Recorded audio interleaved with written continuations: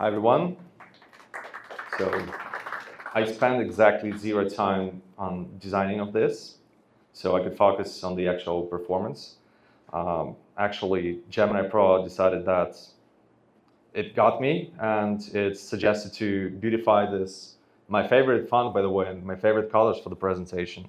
So it made it like this. So at that point, I decided that I cannot rely on the Gemini Pro anymore. So I decided not to rely on its design. So I prepared some jokes about latency. Honestly, just they took too long to deliver. Okay, before I get kicked out, because this is not a stand-up and I'm not a comedian, we'll switch to the video performance. So I'll try to stay short on the topic. It is actually quite a massive topic to discuss. And the worst one that you can get is just to have a lot of slides, zero information that you can actually use it from the practical standpoint. And this is for the guys who have to run somewhere else after the slides, or for ADHD guys who cannot stand more than one slide. This is, in a nutshell, what you need to know about today's topic, and we will later on discuss every single point out of that. So the idea is that some of the things will be a little bit counterintuitive here. So for instance, the autoplay, you can see quite a lot of points, and for the plate on interaction, there's only 2. Like, why does it make any sense? But this is the question that you need to answer yourself when you are dealing with the videos. So if you have the videos which are performance related, and those are the one on the left. For those, you really should care about performance. You should really care about how many milliseconds it takes to load whatsoever. For the ones which are on the right, you should care about those videos not harming the rest of the assets of your website performance. So one minor term that I wanted to discuss, it's called devolution. I'm not sure, is anyone familiar with this term? Great, 1 person, 2 person, okay, 2.5. This is actually sometimes used more in the government stuff, the way how they delegate the powers to lower entities of power whatsoever. But also, it's not exactly the opposite of the evolution, but it is in a way. So I put the Coca-Cola syrup that it was initially invented to be used for anti-vomiting or whatever. It's like medicine, and then they decided, okay, no more medicine, let's make it just like a drink for random people so they enjoy the taste. And this is a little bit of a notion what we're going to discuss here, because a lot of things tonight will be related to progressive download, which used to be the inception of the video for the web, and then the streaming appeared. So later on, and even now, like if you ask a generic LLM, what is the best way to make my video load fast? In a lot of cases, unless you start prompting and specifying what you actually want to get from it, it would just start throwing, just use streaming. And that's the first mistake that you can do. So I will actually talk a little bit about the elephant in the room. And this is also related to the way how the data, the performance data is perceived for the videos. So you know the LCP and the way how it works. Video is one of the elements that is actually potential candidate for an LCP. It's been like that for quite a while. It wasn't there initially, but then they added like 5 years ago or so, maybe even more. But the issue is the way how Google treats LCP when it is a video element. And if you don't know, you actually lose quite a huge picture there. So what it states officially that it uses the first out of 2, either the first frame of the video, or if there is the poster on the video, uses one of those, the one that loads first, as the metric for the successful LCP resource loading duration. So this is the exact point. It doesn't care whether after the video, and we will switch back to this from the practical example, so I'll actually show how it works on a real website. If the poster loads and then the video itself doesn't load for ages, LCP will be green. It will be just a normal LCP. Okay, your poster, regular image, loaded fast. No issues. Nothing is flagged. If your video is lagging, it's breaking, again, no issue flagged. And this is an elephant in the room that nobody prefers to speak a lot because they simply do not know how to measure this. So the metric, which is called TTFF, do not confuse with TTFB, is the time to first frame. It's one of those RAM, real user monitoring metrics, which is not widely adopted on the markets. So it is, I would say, something that is more of exotic for the gimmicks for the gigs than that.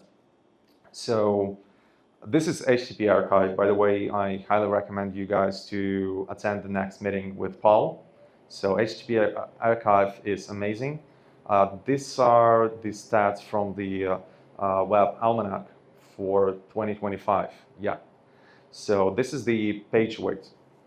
And to just not to confuse you, this is the page weight for the pages that actually have videos. So that explains the numbers. And according to it, video is the largest research type on the web when it is actually present on that page. On mobile, a single video is on average 720 kilobytes, twice as large as desktop, which is exactly the opposite of what we should be doing, surprisingly. And video is not everywhere apparently, but when it is, it dominates. And why is it relevant even? So again, already tired of those like charts and everything, and you don't really like the deep analytics, and you're not wrong. So here specifically, the way how it's measured, it's also connected to the way how the data is collected and how it's digested by the HTTP archive, and the way how the videos are loaded as well, and everything. So it's also problematic, and when you look at this data, and when you decide, okay, I don't want to just invest my time in researching this, you're actually doing the right thing, specifically for that topic. So I hate to be that guy who's like a myth buster, just something very counterintuitive, but it is a fact. It is like very easy to get confused by the wrong data collection and to interpret it wrong, and you can just make the wrong assumptions. And this is a major problem for the actual developers who have this. But now, why it is important now? So does anyone know what's this for? Anyone relates to the reference? Okay, one guy, two guys, three, four. Okay, it's fine. Actually, more than I actually expected. So this is a screenshot from the Wikipedia. Sorry for that. So it's like tilting at windmills. It's an idiom from the Don Quixote, basically fighting an invisible enemy or like irrelevant enemy, completely like imaginary or anything. So this is the assumption and like a general notion on the market right now for the videos. Like who cares? Like videos, like use YouTube, just random video on the website. Nobody cares. Nobody uses videos anyway. It doesn't really matter if that's just like a hero video on the website. We can just make it smaller. We can just compress it more. It's not like a big issue. And this is the main enemy of the web performance regarding video specifically. People do not realize how big the problem is. Because right now, I didn't want to overwhelm you with even more data about how much Gen AI contributed to the problem. But if you look at the numbers are scary. The numbers of the generated videos, they're growing so much that at some point I think that I'm gonna just have the vibes of like 2010 during the times when everyone was using GIFs and everything on the website, the ugly times. This could be real because it solved one of the bottlenecks then. But once again, you have to be like a portion of every not only performance engineer, but just engineer per se, is to doubt everything. Again, including this presentation, by the way. So it is very important to do your researches and the data is not that stable. Again, like if you look at this presentation a year from now on, some things might be different, and we'll discuss this as well. So one of the bottlenecks that used to be there is the generation of the video content. So it used to be very expensive. You had to have the professional equipment, and you had to do all the preparations, the studios, the models, everything. Now it's just like one click away, and the video are actually acceptable. So it's not anymore Will Smith eating spaghetti, but it's getting better. And at some point, I guess it would be cheaper just to prompt Sora or whatever other tool to replace me, instead of just using that camera as we do right now and generate a video for the YouTube channel. So before we get replaced. From the practical standpoint, how it works generally, I didn't know what kind of roles each of you have. So that could be not every one of you is an engineer, not every one of you is the performance engineer, but the problem is very similar. There is a guy who learns that AI exists, and then they decide we need to do videos. I actually saw this in some conference. People are using Gen AI to deliver videos on every single page of them. And now there is a problem that it's worse than a problem. It's a dilemma. And dilemma is the worst part of those. You need to think how to do this actually. Whether you make a video looking ugly, overcompressed, just destroy quality, loading slowly, or you want to make it better, but then you can. And that's the issue.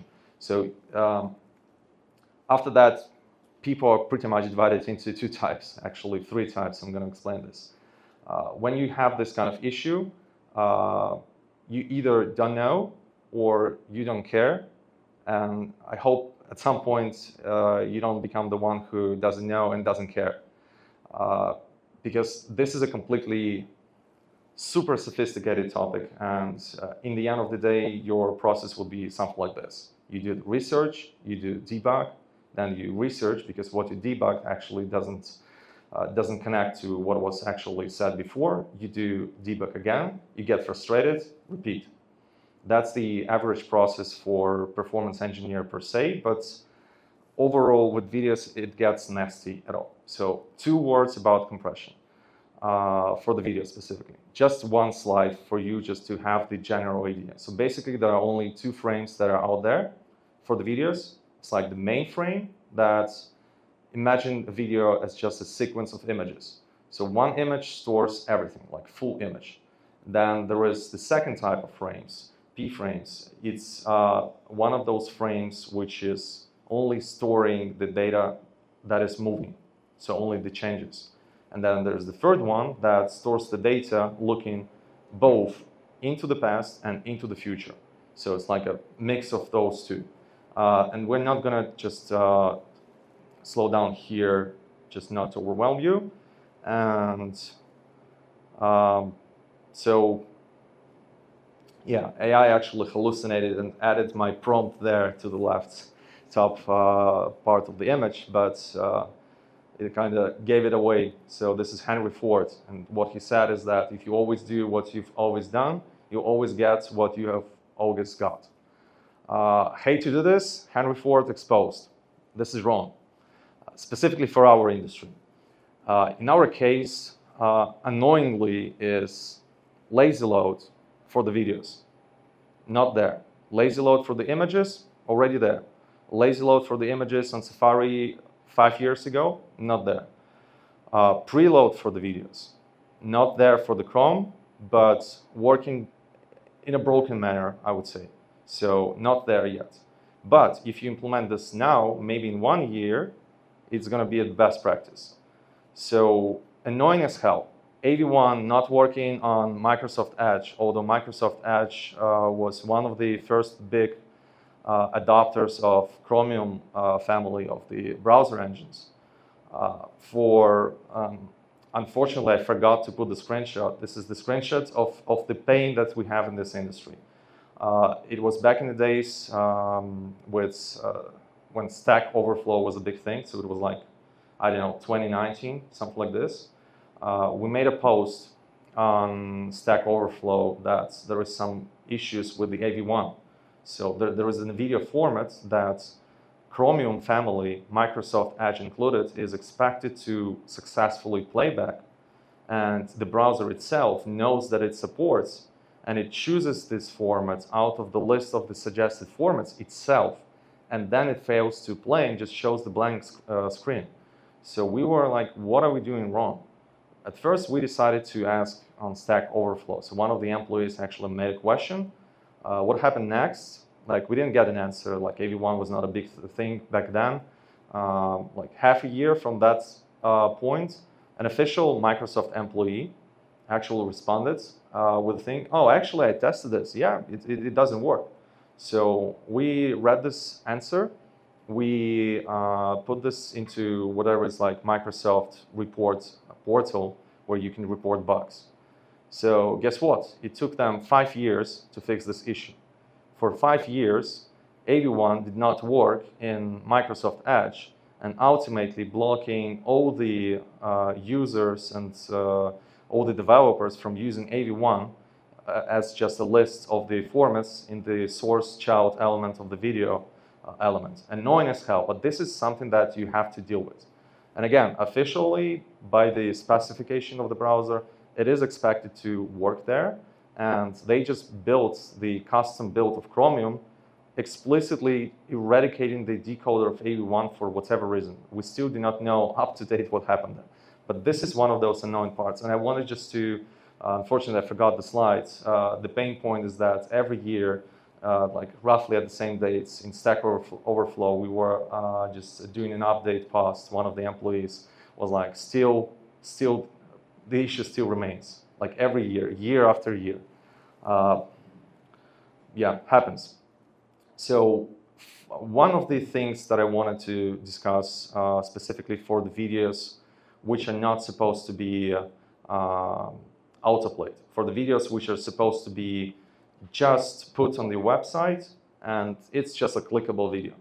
One and only thing that you need to take into account is exactly YouTube videos and videos which are just like a presentation of something or just a video that is explaining your product or whatever other use case. For the video which is embedded on the website, on your pages, but it's not expected to be loaded immediately. This is one of your biggest enemies, and this is one of the easiest wins you can get in web performance. This is actually a screenshot from the patents.dev. It's one of those examples for the so-called input on interaction. In other words, it is called the so-called facade strategy. If you know what a facade is, like the front part of the building.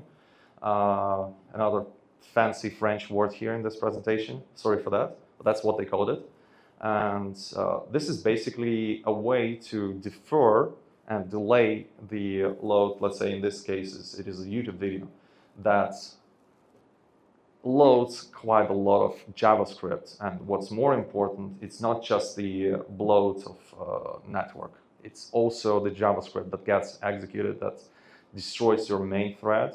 And this is not something that you want to happen immediately after your users open up the page. And what's more annoying is that it's also the way how it works. It's usually an iframe that also does all that TLS handshake sections and everything. So sequences, sorry. Yes. We will come back there to that specific point during our practice. So now I'm just going to throw some random slides here, just giving you some basic takeaways because there's way too much. And another easy win for the videos is, again, contradicting to what it's usually said in the manuals. Just be very cautious with the object fit cover CSS style. Very often happens with the videos which are not properly cropped. So when you have one video to rule them all, what you usually do, you just have the landscape video, like a horizontal one. You put it on the portrait viewport, on the vertical one, and then you use the object fit cover just to make sure that it is stretched to fit the viewport. But what you end up with is one of the things which is not, again, captured by those off-screen comments. Let's say for images, Lighthouse or PageSpeed Insights, they immediately show you, okay, this is an image which is loaded off-screen. You should kind of lazy load this. Or if you have a portion of an image which is off-screen, you should actually do something. You should properly resize image so it actually flags it. For the videos, no thank you, just deal with it. But for the video, for this kind of the video, even here you can see it's clearly 65% of the video is off-screen. And furthermore, you cannot properly control the resolution there. So it's double annoying because it's going to be stretched and all that. So be cautious with that. Practice time. So I'm going to show some things here, and I'm going to change the way how it actually shows it.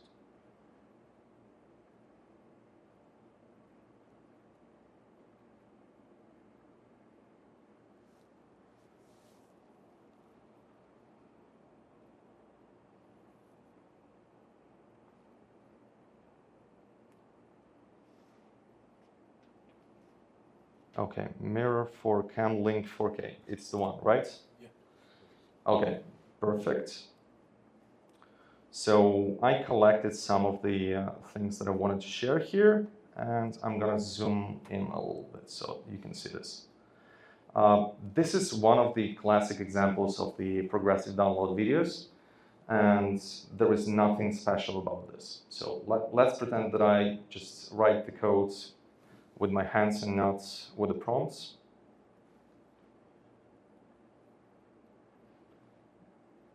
So very, very generic thing. So let me know if text is at least somewhat readable here. Let me check it. Yeah, maybe bump it up a little bit. Yes. Like this better?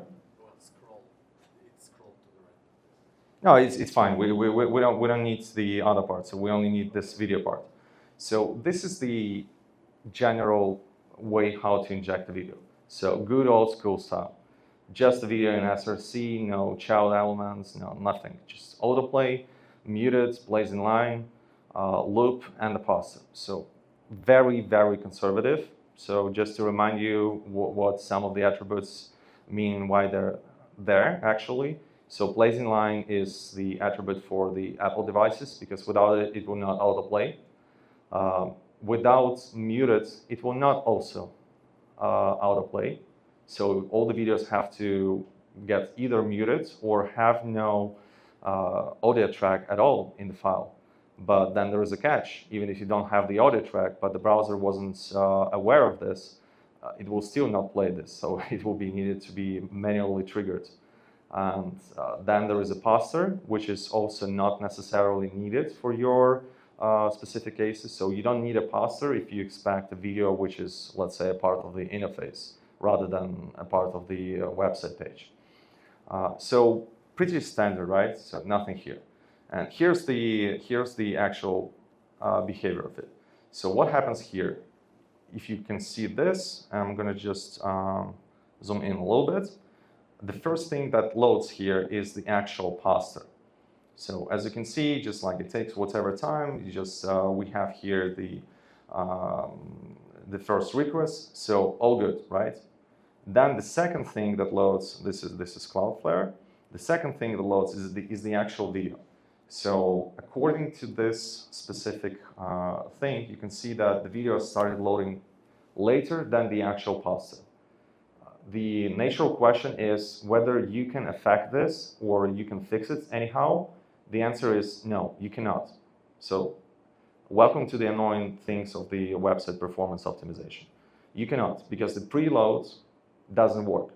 You can use preload for videos and it will load. I actually have this here and in the example. So one of the ways to preload. So I just put the preload as fetch for the MP4 video, because if you put preload as video, Chrome will simply throw a warning and ignore it. That's it. So one of the ways, maybe it will get changed at some point, but it doesn't work at this point. And what happens is, if I go there have a look here. So it actually loaded the video twice. And this one, even the DevTools itself does not recognize that it is an actual video. Like you can even see it with the icon, like no icon at all. However, the type is correct. It's loaded in time, so it should recognize it. And nobody knows what happens there, but that's the status quo. It doesn't work. So again, we're coming back to the situation that whatever you do, parser will always load faster than the video. So this is some takeaway that you need to actually take into account, at least for now. So you cannot bypass this. So if it is coming back to my initial statement about how the LCP is calculated, if you remember this, either the first frame or the actual parser. So going back to that, if your video is an LCP candidate, you must have a parser. You must have it. Otherwise, your LCP will get destroyed. And we saw this so many times when e-commerce platforms tried adopting videos. They did it the wrong way. They put the main video as their LCP, largest contentful paint.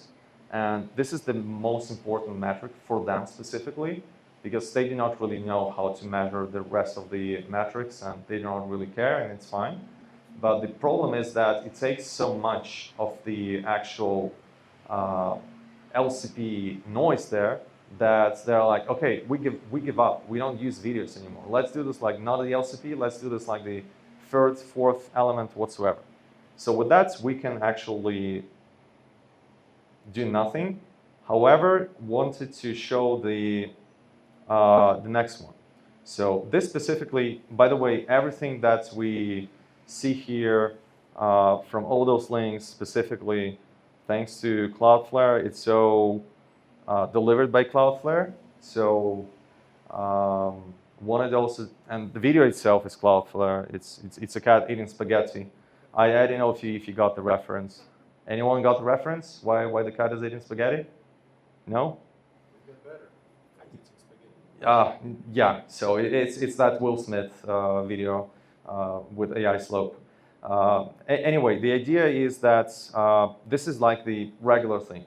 So we could discuss that. Yeah, there are a lot of things that you need to do. You need to do some advanced formats. You need to do all that. But the reality is that you need a solution that you can just employ and use today or tomorrow. We don't want you to start becoming an expert in video compression or doing an extensive research and everything, because you will have a pain point that you need to solve really quickly, and you don't have time on all that. So what is the actual potential solution to that? So one of the ways is, let's say, Cloudflare Stream. Anyone familiar with Cloudflare Stream? Okay, so 1 out of 2 Cloudflare employees. Okay, that's a good stat. So Cloudflare Stream is one of the platforms for video streaming specifically.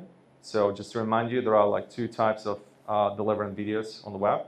One is streaming, where you simply progressively feed chunks of videos which are like separate video files. It is extremely useful for live streaming, for longer videos whatsoever, but completely a performance killer for the short form videos. And here I'm going to explain what actually happens here. So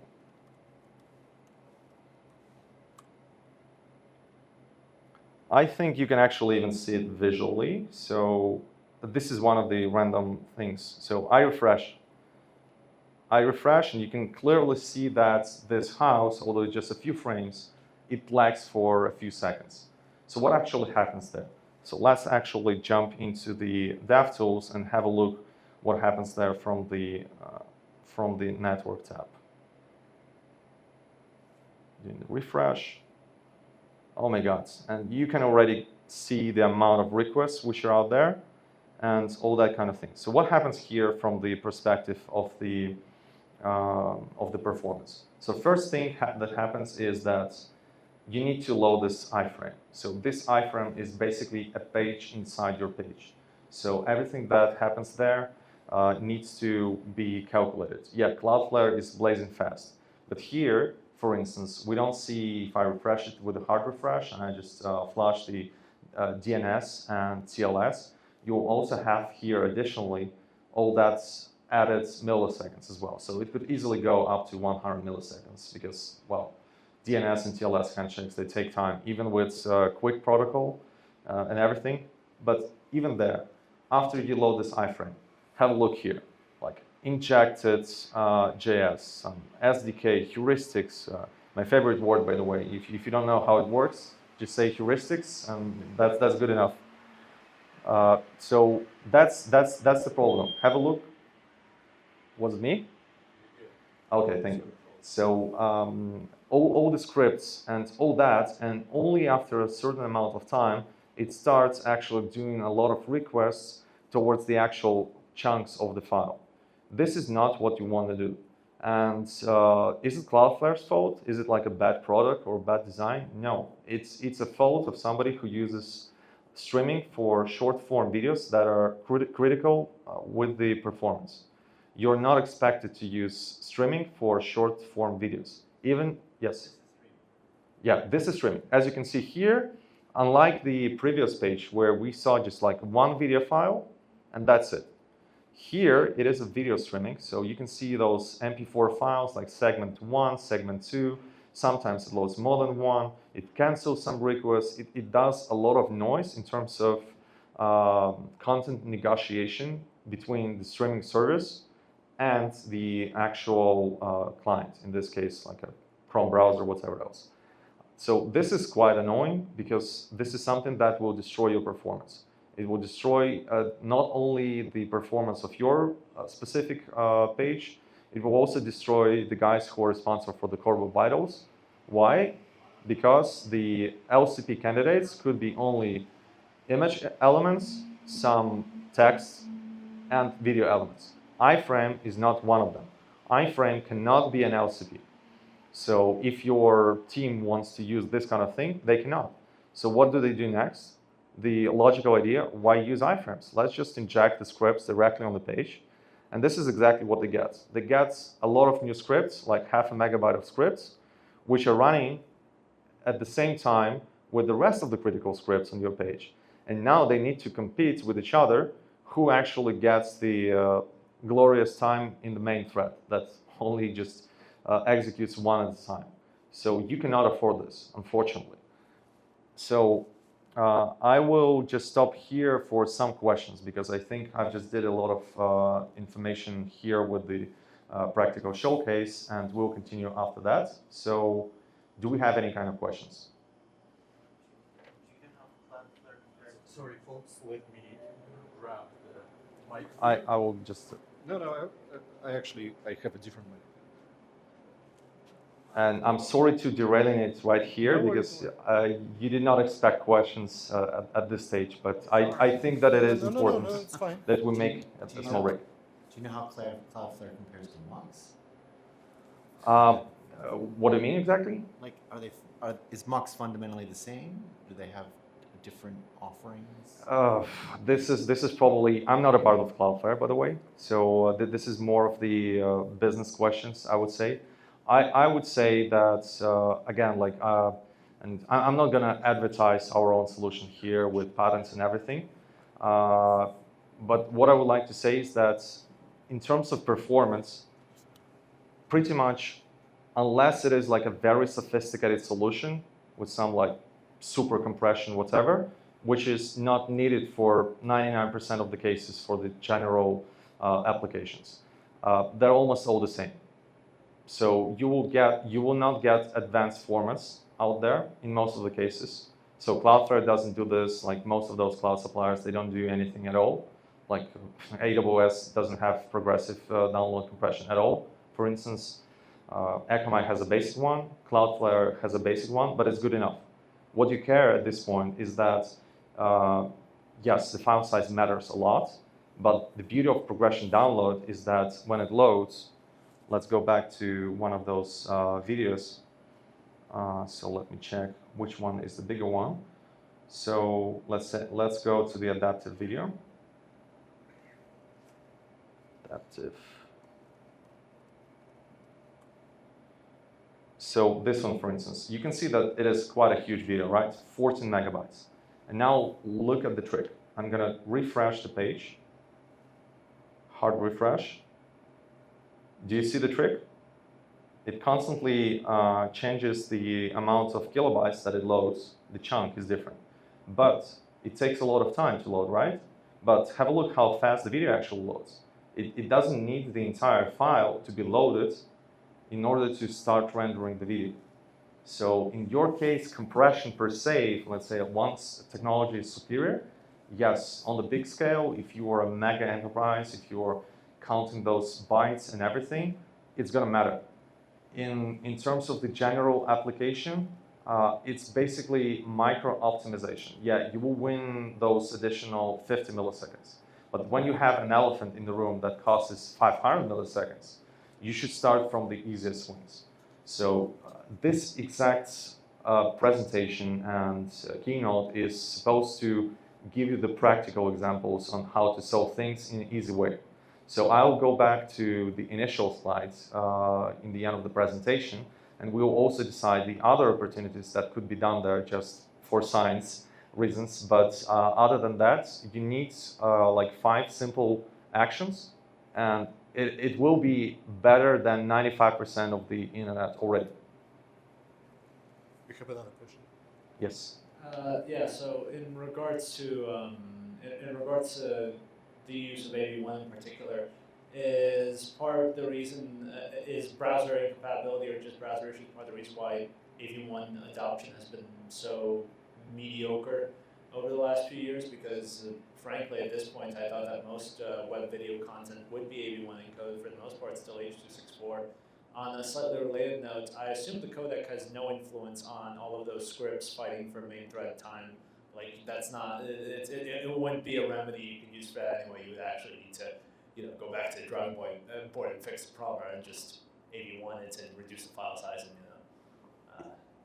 Great question, by the way. It has 2 angles. So angle number 1 is that one of the main reasons is infrastructure. You need, first of all, a solution that would compress it to AV1. And what's more important, by the way, for instance, Cloudflare does not support it out of the box. And I don't know any other cloud supplier that does support it out of the box either. So it's something that is not there. Infrastructure is not there. But what's more important, okay, you know now how to generate AV1. I mean, you could just use FFmpeg or any other open source solution and just compress it yourself.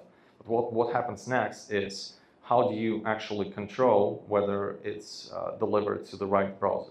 Yes, you have a tool, you have the source child elements where you can just have a list of formats similar to the picture elements, where you can just, one is for WebP, one is for JPEG. Same thing here, just one is AV1, another one is HEVC, another one is MP4, H.264 and MP4 container. So it's pretty straightforward. But the problem is, how do you control the quality there? How do you control the resolutions? Now when you need to also have the adaptive ones, so this example specifically, so have a look at this trick. So if I switch to like a white viewports and I refresh the page, you see it's a different aspect ratio video. So this one now, well, in fact, it's like completely different video because I didn't care much to crop it, so I generated just a 16:9 video. So this is something that you need to take into account. But if you look into the actual code, you already start seeing the spaghetti not only in the actual video, but it will start getting quite annoying in the code as well. So that's the video, and here you go. I just even made the comments for you. I'm not sure if that's visible. Source elements, one of them with the media request for the, again, same thing as with pictures, just like regular media query, and that's it. But now multiplied by various viewports. Imagine if you have not only desktop and mobile, if you have tablets, what happens if you need the different DPRs, different resolutions, and then multiplied by the amount of formats. And then you get a headache how to actually control this amount of HTML noise. Yes? Thank you. At least at high level, the way I understand it is that you would just ask the client for that information, and you'd have a transcoder, and then afterwards you would simply stream to them with all of those parameters already taken into account. Maybe I'm wrong about this. On a slightly related note, I assume that contention by all the scripts on the main thread is at least part of the reason why browser performance is still so single thread bound in the first place. Like if you have a browser benchmark, it measures. It loves to measure brand prediction. It loves to measure how high your clock speed is on your processor, and it's because I assume of that multimedia contention. Sorry for the jumping around that. It's totally fine because that's a pain point. One of the things, by the way, and you mentioned it like indirectly, but one of the things is that why not just doing that from the CDN side, right? So the client sends a request. And similar to images, when a browser sends a request to a CDN, there is a thing which is called accept header, right? So in the request header, it actually indicates what formats it supports. And let's have a look what happens when you request a video. Like what happens, what is the value of the accept headers here? So what do we see here? Accept, okay, it doesn't work. So that's what happens. The browsers do not indicate what they support on the request level. So that's another annoying thing. Like you get a request and you don't even know what you're supposed to deliver back. Because the browser does not tell you, okay, I support AV1. But after that, you realize that you just peel the onion of issues there. You realize that surprisingly, AV1 is not a thing. Same with even good old MP4. There are different profiles. There are different things that are supported by one version of the browser, but suddenly exactly the same format, one version before, it does not support it. So now you have to build the entire infrastructure that monitors what actual version of the browser supports and somehow to juggle with different variations of those formats multiplied by the amount of resolutions, and think about of the progressive download that you also need to deliver that content in chunks because you cannot deliver it in one file as a static one. So it just adds so much of the headache from the infrastructure point. So I guess that this one was one of the biggest bottlenecks in the process. Otherwise, you would see Cloudflare just providing it similar to images, let's say, like Cloudflare Polish, which just, well, it just recognizes what you support based on the accept headers and just delivers one of those supported formats. Simple, easy, real-time. Why not do this for videos? Exactly one of those reasons. Another angle is actually one of the myths. And again, sorry for being annoying myself, talking about annoying things, but this was also one of those. And we can easily check it. Remember, I told you that you have to doubt everything. So the general notion is that videos are extremely heavy for the CPU. Like I saw in some conferences that there were guys that are like, do not use videos. Are you crazy? There is already so much noise in the JavaScript. It just destroys that one thread. And what happens if there is no hardware support and whatsoever? You can actually check it quite easily. So what you can do here, there is a thing which is called performance monitor. Sorry, like surprisingly, it's so difficult to operate with just one hand. I didn't realize this. So this is a performance monitor. So this is quite a heavy video. It's like a 15-second, like 1080 video. Have a look here on the CPU usage. So you can see like 0.3, 0.2, like this is the idle CPU load. So let's refresh the page and that's it. One small bump to like 5-6%, peanuts. So, and you can see it keeps decoding it. So again, that's it. The CPU load is non-existent pretty much. So CPU is not a thing here. And again, the way how main thread works and how JavaScript works, it does not necessarily mean that if the main thread is 100% blocked, that it uses 100% of your CPU thread. So it works on a different level. So this one is completely irrelevant point, and this is something that you shouldn't care about at all. neither for AV1 nor for good old MP4s. It's all just quite irrelevant. So if we will have time just to prove the point, but again, don't trust me, but I would be able to show it like with the AV1 video, and you will see that it is the same. So CPU jumps are pretty much non-existent here. Okay. I guess we'll move forwards with the other stuff. Okay, so there is a thing which is called ABR. So I do not even expect that any one of you knows what ABR is.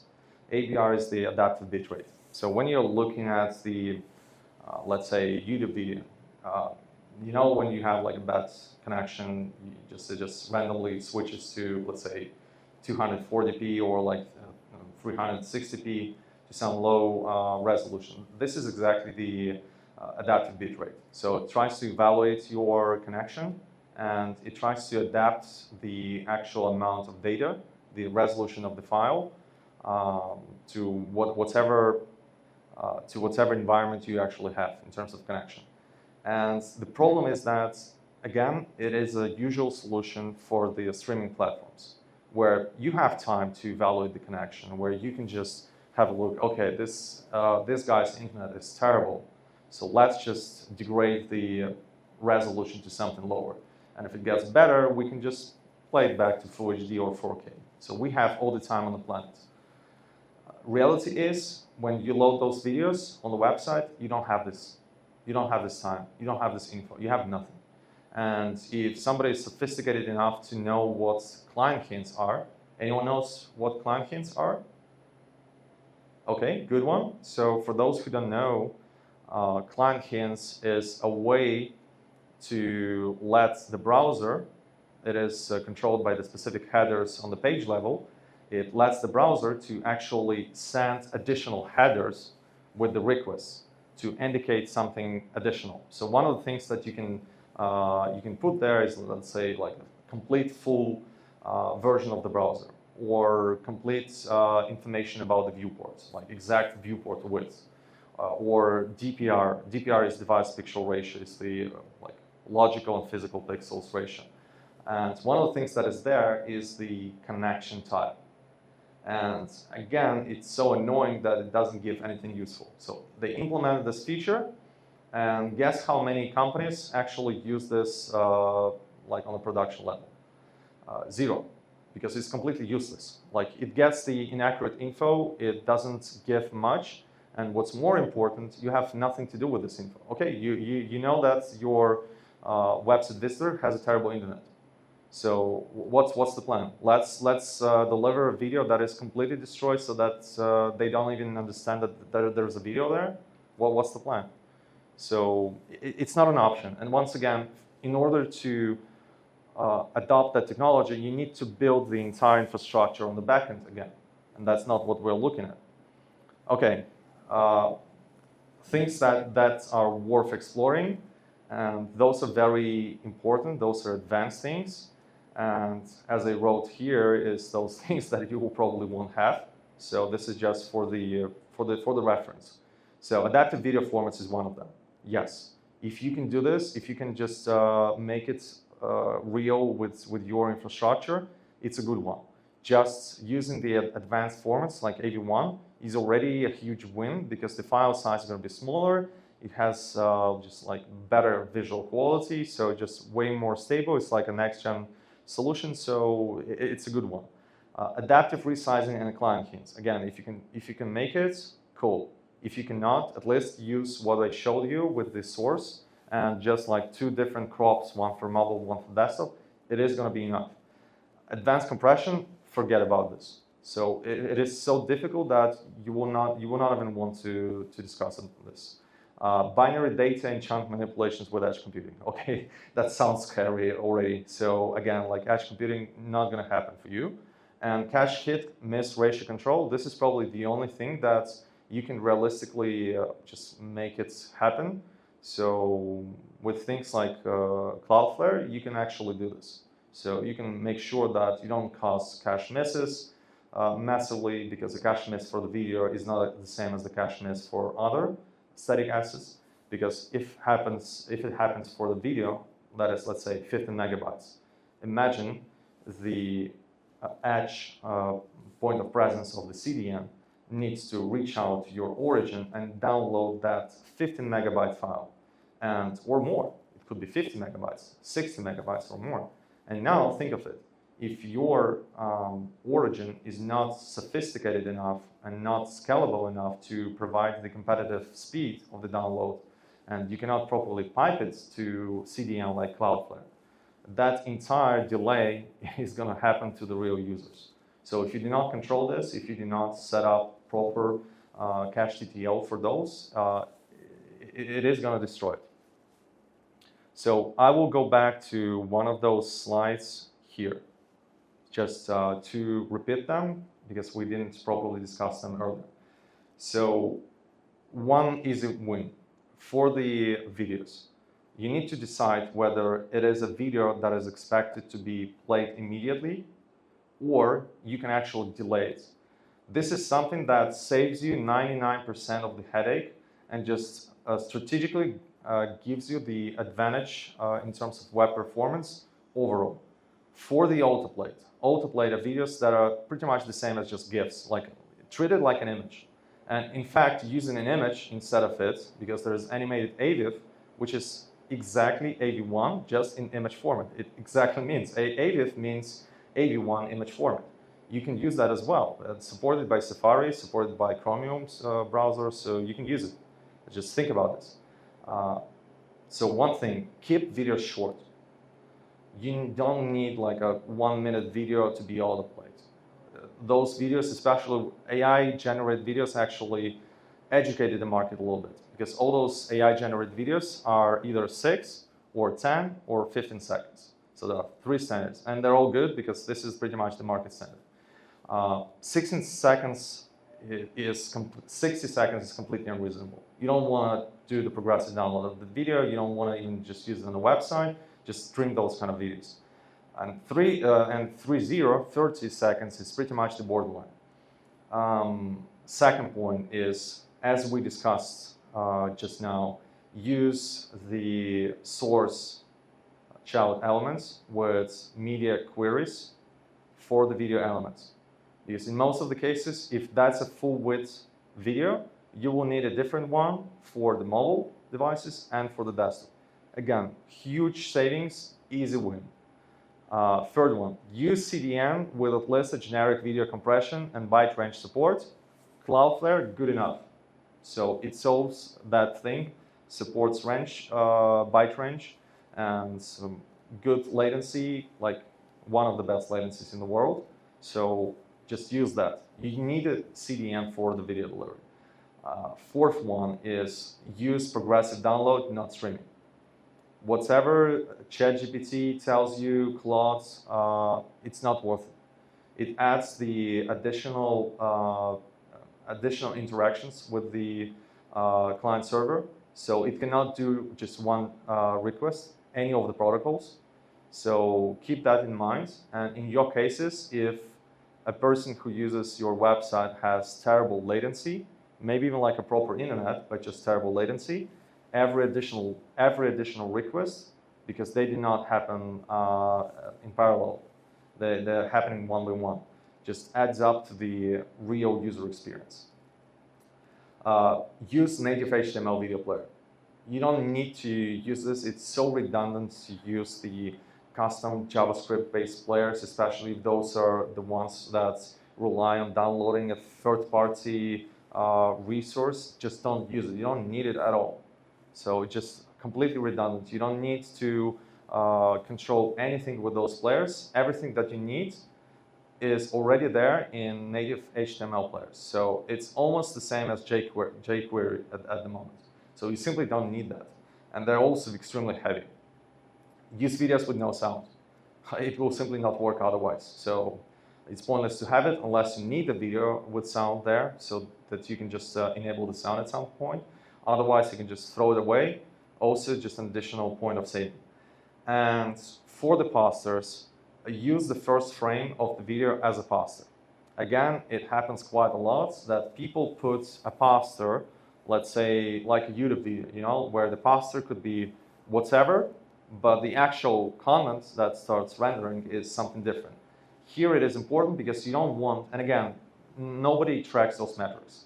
It is technically a layout shift in a way, because like if poster changes to the video, like it's internally the browser changes the rendering unit just to render that, because poster is treated exactly as the regular image. So it uses the component for image rendering, and when it switches to the actual video, it switches to the video renderer. And if it's not the first frame, it will just look terrible. It will look that something will flash. So that's why it's the best practice to use the first frame of the video, so that people do not really see the transition between the poster and the video. And when you need to use the streaming, just for everything else, if it is like a longer video, like some product description that is not really relevant, some product review or whatever else, just use streaming for that. And not necessarily you need Cloudflare's stream service, for instance. If it is way too difficult for you and you think that it's not that necessary for you, just good old YouTube will work. Just make sure that you use that facade strategy that is only loading the player upon the interaction with that player. So it could be just like a play button image. You click it, and only then it loads the entire iframe with the video. So it's going to be good enough. And yes, for short videos with no controls, progressive download is preferred. Otherwise, streaming is overall more justified. And we go back here. That's all. Let's do the questions.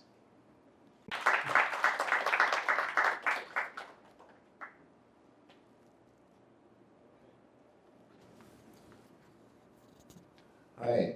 Any thoughts on how ads affect video performance? Like being inside or around the video? It depends. So again, like overall, it depends which ads specifically. You mean video ads in general, or yeah, it is one of the things that you need to take into consideration, because sometimes video ads specifically are not video files in reality. So what they do the so-called canvas rendering.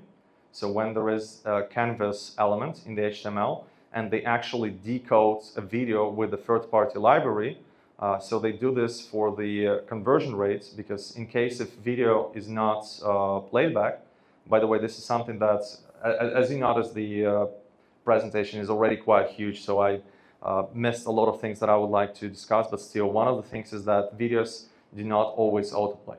So if your iPhone, let's say, is the energy saving mode, it will not by default play the video automatically.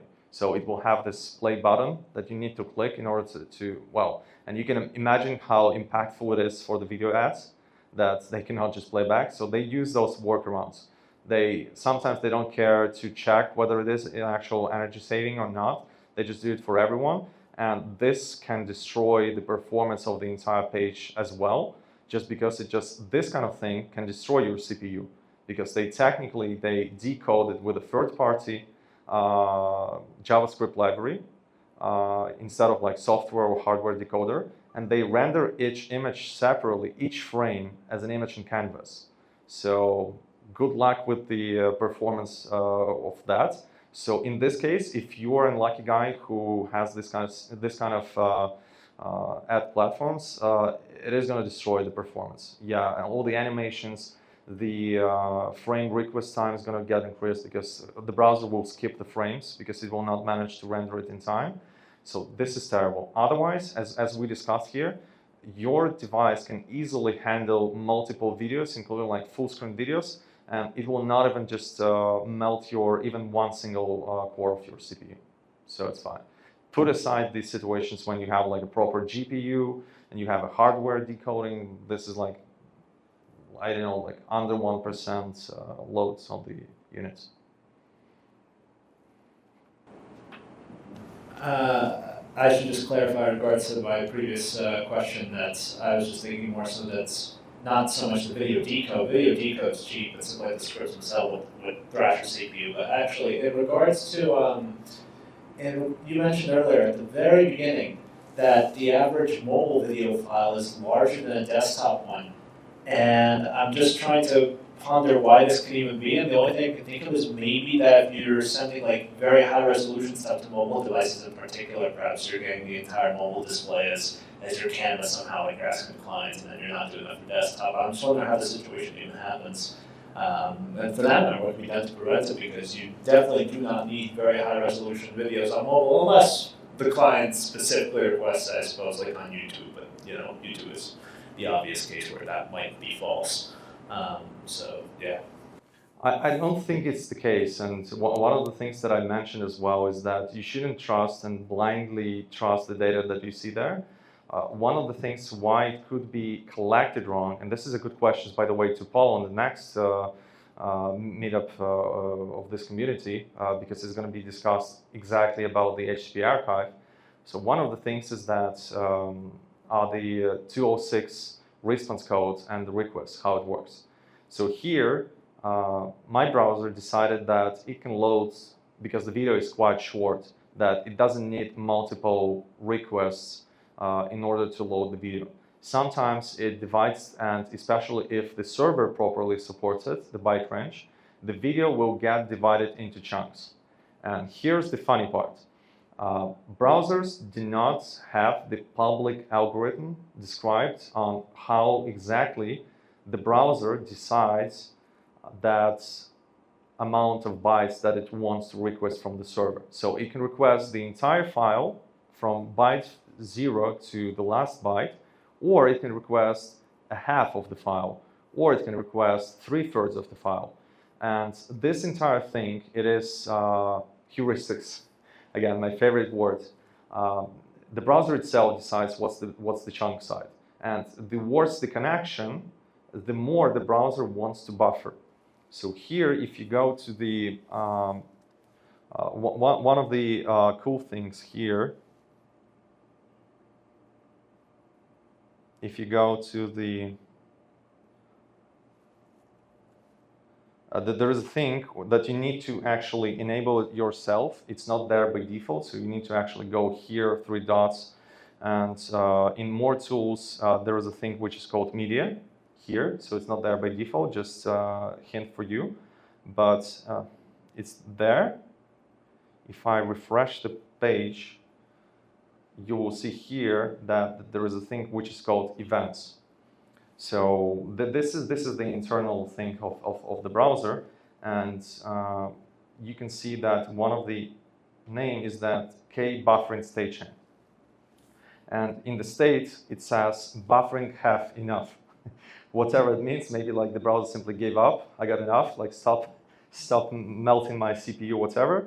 But the idea is that it is controlled by the browser solely in order whether it decides, okay, I have enough data, so I don't want to buffer more, or I actually need to download the entire file and just buffer as much as I can. So what I think happened there, again, this is just like my gut feeling, because in order to tell this for sure, you need to analyze this, and the way how HTTP archive works, a little spoiler, so you come prepared to the next presentation. They use the Chrome user experience database for the website, so it's not like literally all the websites. So they're monitoring only that part of the internet that is in the Chrome user experience database. And I assume that there could be just something about that specifically, that the mobile mode or the mobile emulation, because it all runs in the emulation. These are not like real mobile devices that are requesting those videos when they collect the data to the for the HTTP archive. So what I assume is that simply it's just the chunks of the files that are bigger. That's it, not the actual video files.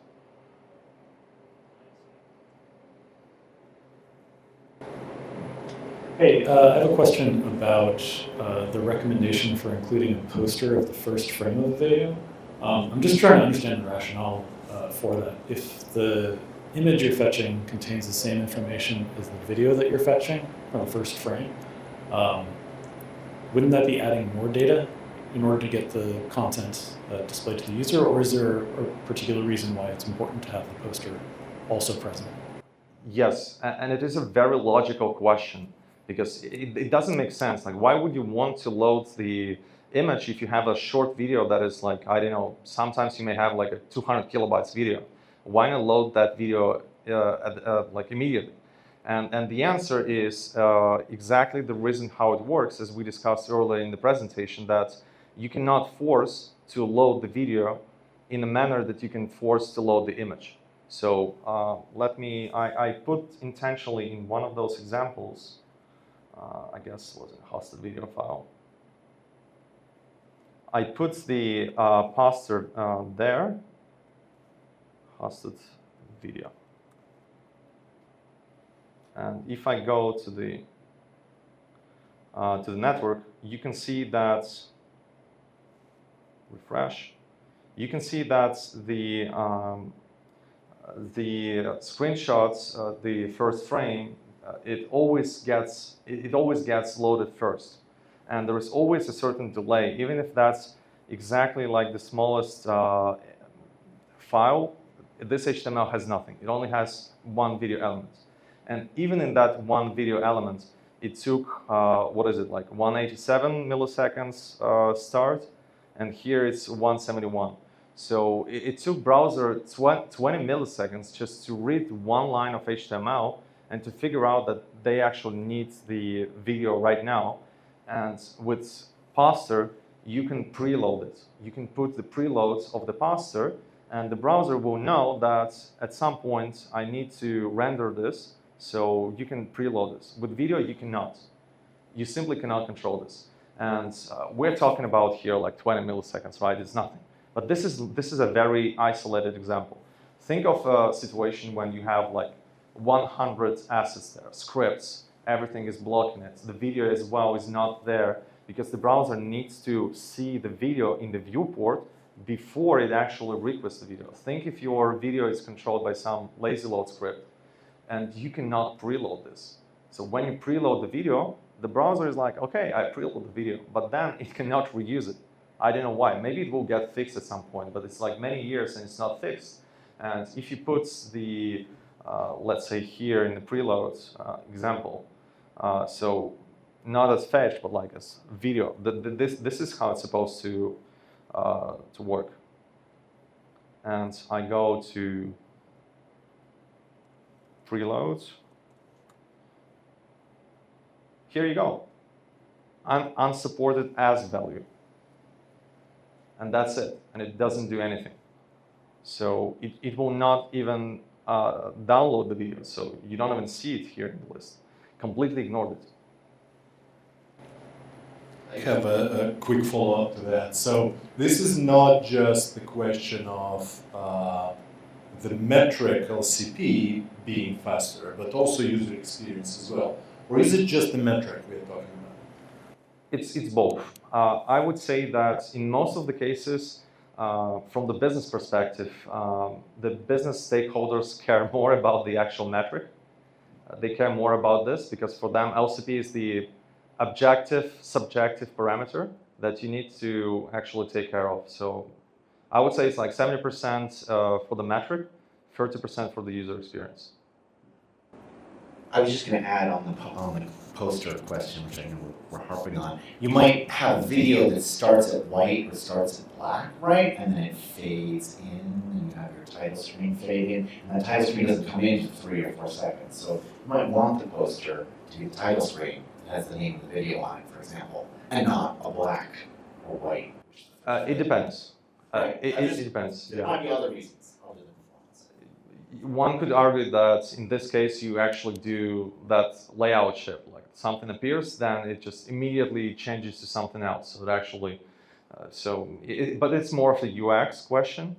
So and like the way how you design your UX, it may actually look good. For instance, with the example that you showed, but other than that, I would say that in general, any kind of transition for the critical elements like LCP, like the animation, like fade in, fade out, it's generally a bad practice for the experience because we live in the era of Gen Z, Gen Z will become the main buyers. They will not wait those 1 or 2 seconds. I mean, like, we're 2026, come on. They do not wait. And this is money. And when the money talks, web optimization performance is silent, unfortunately. Thank you. What's the best way to approach like lazy loading of a native video tag? Like using not a source attribute, but like a data.source and then intersection observer? Yes. So intersection observer is probably the only legit way to handle it. There is no native lazy load yet for the videos. There is only one hack around with preload attribute of the video, but it's not truly a lazy load. There is a way, I would say, like a very broken lazy load built into the browser. So when you have a video that is outside of the viewport, the browser will actually load only like a small chunk of the file, and it will continue only after you actually scroll into view. And from the practical standpoint, it is also important that the video will not even play until the browser actually has it in the viewport. So that's one way to tackle it. From the JavaScript lazy load, intersection observer is the only way because of how it works. You cannot use the old school, I don't know, scroll event listener handlers. Terrible, gonna destroy your performance. Beauty of intersection observers is that it's a type of an observer, so it uses the microtasks, so it does not destroy your main thread. And it is very optimized for heavy scrolling, so if that Gen Z guy is just cannot stop scrolling up and down, it will not destroy your main thread. So this is the only way, unfortunately. Yes, you can just put the loading lazy in the attributes, but it's gonna be just invalid attributes. Well, you can just put it and pray that one day they implement this properly. How it happened with Safari, where everyone was using like loading lazy, and then eventually they added it, and like one less headache in the process. But other than that, there's only one thing, unfortunately. I do want to also have a follow-up. Like that slide that you had about doing the same thing, later changing. I think you also need to do some of that, because I think the video, lazy loading of video is coming to some browsers soon enough. I know I used all those fuzzy and vague things on purpose, but it might change soon enough. Exactly. Whatever that is. Exactly the point. You can just put it in advance, and it may change like tomorrow. Just wait.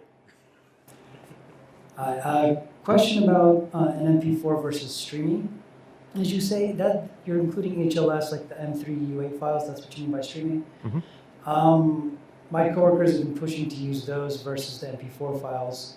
Reason being, we're not sure what device the user is on and what quality they should get, and we assume, or I guess they assume, HLS kind of sorts that out. It says, oh, they're on a slow connection, let's serve them a slower video in chunks. But you're saying it's not worth the overhead of the back and forth of the new connections? First of all, M3U files, you just imagine this, well, it literally is like a track list. So before anything works, it needs to do the so-called handshake. So it basically needs to do some request-response sequence in order to start. Like it needs to request the manifest file. The server also needs to understand whether it supports it. So this handshake is already a solid reason to avoid this technology entirely for the short videos. Again, we are talking about only short videos. So if you have like a video that is important to load as soon as possible, streaming in any form of it, especially with the third-party players, is going to destroy your performance compared to what you can get without it. So that's thing number one. Thing number two, exactly what we discussed.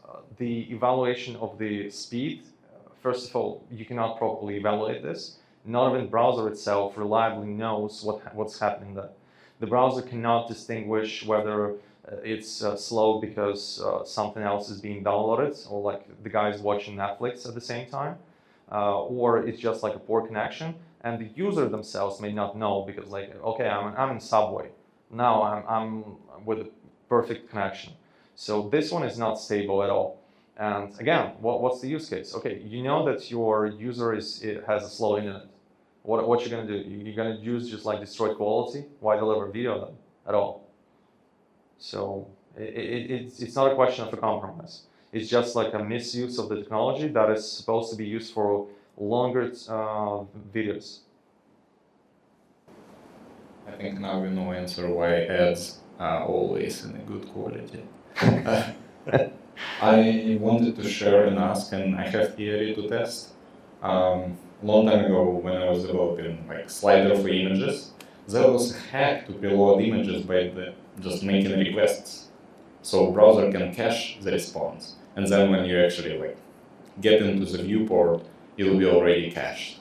So in this case, if we do request to a progressive MP4 file, just fetch it, and it will cache it in the browser. And then when you get to the video, would it be using the same cache? The question is, it's a great question, but counter question is how to do this. So you have a very limited set of how you can do this, because the browser has the priority of the request. So the best way to do this is to use the link with the preload. So link elements preload, and we tested today with as video. If you put it as video, completely ignores. It doesn't even try sending the request. If you put it at like as fetch, so you technically fetch the same file, it does not recognize it as the same resource, and it ignores it and it re-downloads it again when it is requested as a media one, because it uses different components for prefetching, for preloading, and for rendering the video. And this is quite annoying, and there is no other way, because what else can you do? If you try to force it through the video, so through the preload, surprisingly, the preload has nothing to do with preload, the attributes for the videos, and you can put preload auto, and that's exactly how it works by default. So you cannot make it faster, unfortunately. At least, well, today. Tomorrow things may change and they will become more mature, coming back to the Henry Ford thing. So yeah, it's completely hectic and unstable and chaotic, but unfortunately there is no proper way to do this. And what's more important is you don't know whether the browser will want the entire file by the moment when it actually starts, because if it wants like a small chunk, it will not be able to reuse. But it's a good, valid strategy for the videos which are off-screen, so not for the LCP videos, but the ones that you expect to be showed soon. For those kind of videos, it is a valid strategy, so you can play it around, you can just invoke rendering of those videos prematurely, and it's a good strategy. But unfortunately, it doesn't help anyhow with LCP. And this is what all the stakeholders care about. For them, it's like quarter vitals mentality. This is something that you cannot, unfortunately, just take away. You actually touched on something in the previous question that I want to expand on. You talked about using the video. Do you always have to use the video? Is not using the video a valid strategy as well? Do you know of any alternatives, or maybe it's a topic for another conversation? Also a great question. Yeah, so you don't always need to use the video. You can use like AVIs. There are also other forms of animated image sequences. There is also APNG thing. I don't remember when was the last time I heard about this format, but it is a thing. So I think it was like adopted for the first time like 15 years ago or something. There is JPEG 2000. Don't even ask what it is, but it also supports this. Supported only by Safari. But there are some image sequence formats which could be used. The main problem with them is that some of the benefits of the progressive downloads are completely non-applicable to those images, because you cannot properly buffer. You need to load the entire image. So for short, extremely short, let's say like 2-3 second animations, it may make the point. They are easier to preload. Those you can force to preload. They are easier to load, and you can control the fetch priority attributes. So they have a lot of benefits, but the major downside is that they're completely unsuitable for those like mid-term, like 6-10 seconds videos, only like for extremely small ones. I actually want to interject a little more. Sorry. What if is there a way to not use any animated content? Like, can we not use animated video at all on the page? Oh, yes. part of I'm not talking about displaying the video. What's the alternative? But what are the alternative of not having a video? Is that an option? And how do you usually discuss that with the customer? I guess what will happen is that everyone will start playing around with Gen AI. So we expect a lot of unnecessary usage of videos. Later on, it will just get stabilized, so people will start using them appropriately. But then again, as I said, we'll probably see some 2010 and earlier websites with a lot of GIFs and everything that can cause seizures and everything. So it is possible, but I think it will get evened out eventually. Going back to the file type, what is the best file type for videos? WebM or MP4 or so those are containers. So for videos, there are two important instances that you need to understand. One of them is the container. So it's basically like a general standard of what is inside of the actual file. So it's like a file type. And then there is a thing which is called encoder. So this is actually the technology that is used to compress the file. So there are two main web, two and a half main web formats, aka containers. It's MP4, WebM, and MOV, which is, again, it's not correct to put it here, but let's put it there. So these are the containers. Every single one of them supports multiple different encoders. You can put, for instance, AV1, which is one of the encoders. You can put AV1 into a WebM container and an MP4 container. So MP4, and this is also one of those confusing points, that is the legacy that we have to suffer because of that. When we talk about MP4, in just general conversation, we usually mean not the MP4 container, but the H.264 encoder, which is, originated from the same MPEG-4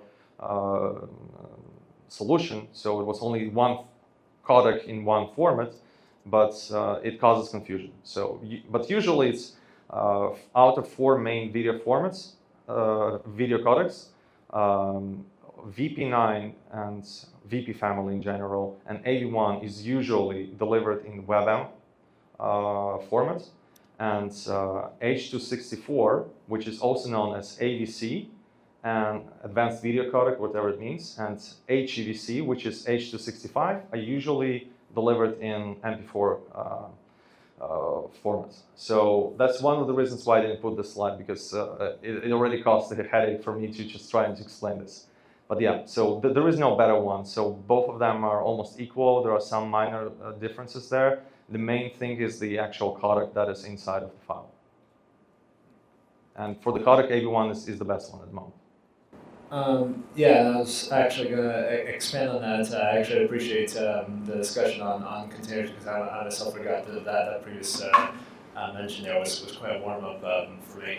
But I'm just wondering, in a perfect world, is there any reason why we wouldn't just have AV1 and WebM in a web container for video, and then AVIFs for images? Because suppose everybody is forced to use that. Every website going forward, has AVIF images and then WebM, AV1 videos. Any real downside? And then if there's a better codec afterwards, like AV2, for example. In fact, I think AV2 is already here. Actually, we simply transitioned. Now we have WebM. We have an AV2 encoded video in a WebM container, and then we have, I guess, AV2F or whatever the name for the file extension that would be for. I do not know it, but just would that be the ideal scenario? Ideally for us as developers, but what happens in reality, if you open like a website like Can I Use, for instance, you will see that AV1 is like almost universally supported formats, like 99 something, or like 97% or whatever it is. So it's huge. It's like supported by almost every platform. But yet at the same time, if you go on like all the major websites, you will still see occasionally, even from the same CDN, even in Cloudflare case, you will see that one image is WebP, another one is AV1. What actually happened there? So there are different reasons why this happens, but first of all, there is no universal winner in terms of like ultimately winning all the formats for all the images. So AVIF and AV1 in general, there's still a small chance that it will generate a bigger or worse file in terms of image quality to file size ratio. And good old JPEG may sometimes outperform both of them based on how compression works. And the more compressed the file with a different format, the more compressed the JPEG is, the more chances that the JPEG will further compress better than AV1, just because of the different compression algorithms. So I think that we will not live today when we have a universal format. There is, for instance, anyone knows what JPEG XL? No?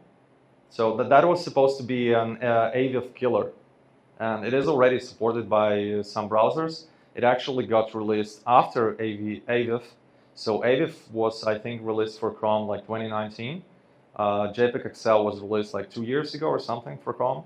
And the performance difference is marginal. So nobody cares. Even though it could be like slightly better, especially for JPEG images as the sources, nobody cares. I can add a practical aspect of it. I remember implementing first image optimization solution back in the day. My main outcome out of that project was I'd love not to care about it. Basically, I don't want to implement this complexity, resizing, formats, all of that. I either want the solution to solve for it, or if it's a third party that costs money, I'd rather not have that solution and have something much simpler, right? And I think that's what Vlad is talking about with like the complexity of all of these resolutions and everything, right? Like it practically sounds that more brain will give you better results. Practically in business, that's very hard to accomplish long term and maintain it well. That's probably my outtake here. Sorry for doing so many outtakes. I apologize. Want to hear another absurd thing? Anyone heard about JPEG XR? That's a joke, but actually another JPEG exists, and that specific format was only supported by Microsoft browsers, so by Internet Explorer back in the day and by Microsoft Edge prior to adopting the Chromium family. So we had a lot of JPEGs only. Besides that, we also have other formats. So it's already annoying enough to care about all of them. And from the dev side, I guess we will not have like the universal format. And just because the complexity will not be justified compared to the results. I have two questions. One is, why is the accept header empty or stars? Is that a bug in the browser? Is that privacy concern? Is that? I guess out of the guesstimated answers, probably somebody's lazy. So let's ask somebody from Google Chrome team. But jokes aside, I think it's just way too much to define those supported formats, because as I said, in reality, it's not just the, let's say, video / AV1. When the browser sends the request, it usually expected to have the exact like profile that is supported from the format. So you cannot just use, and by the way, it's annoying even with images. When Safari adopted AVIF, it did not adopt the entire format, so animated AVIFs were not working, but it indicated in the accept headers that it supports the entire AVIF format, and it broke some websites for a while. So I guess this is the thing with the browser developers. They simply decided that it's just way too much of a thing to develop and to control, and that the CDNs will not have enough computing power to actually do anything about it. And that's the same for Firefox also? Everything. Safari as well. So for Firefox, you care less because it's like, what, like 3% of market share, maybe less even. So it's more for people who have nostalgia for the Firebug. But other than that, it just becomes less and less relevant. And unfortunately there, they have no innovations at all in terms of media, unfortunately. And the second question, your slide with 2 columns. Your presentation is about short form videos. But short form videos in what context? Is it somebody who's running alternative to TikTok, somebody who has short video as a background, as a promotional video for a product? Because I imagine in those different use cases, some of those recommendations would not necessarily apply. They will actually. So the beauty of that thing is that I completely remove the business perspective out of this question. So why you need the video, it doesn't matter. Same for the browser as well. Same for the Core Web Vitals. So for Core Web Vitals, it doesn't matter whether it's just a generic hero video, which is like technical at background, just because it's a full width, full screen video. It's LCP is largest contentful pane, meaning that it takes the biggest element in the initial viewport. It doesn't scroll down and it doesn't interact with the page. So it takes literally the biggest elements there, and the video, hero video, is going to be that one. So if you don't optimize this, you will have like a red LCP and like you will have a headache about it. Same with the product video, let's say. If it is like product detail page on some e-commerce website and you have a video of a product, again, if it is an LCP, you don't really care what's the purpose of that video. The truth is that it affects your Core Web Vital metrics. And that's part, and the annoying part of that is that you have to take into account the Core Web Vitals. And this was also one of the main blockers why websites did not adopt videos earlier, because they were afraid that it would destroy the Core Web Vitals, because it's a massive change. But from the practical standpoint, it doesn't matter why the video is there. It matters what is the technical requirement for that video. If the video is not expected to be 2 minutes, then you have to keep it short. And you have to do the progressive downloads. Otherwise, even if this is not an LCP, why just add up additional like 100, 200 milliseconds for nothing? It's just that the way how you justify it, it will change, yes. It will become less reasonable just to walk through all the videos. You want to do the small wins first. Okay, thank you, Vlad. I assume you will be available for further conversation if people have more questions. Let's give it up for Vlad.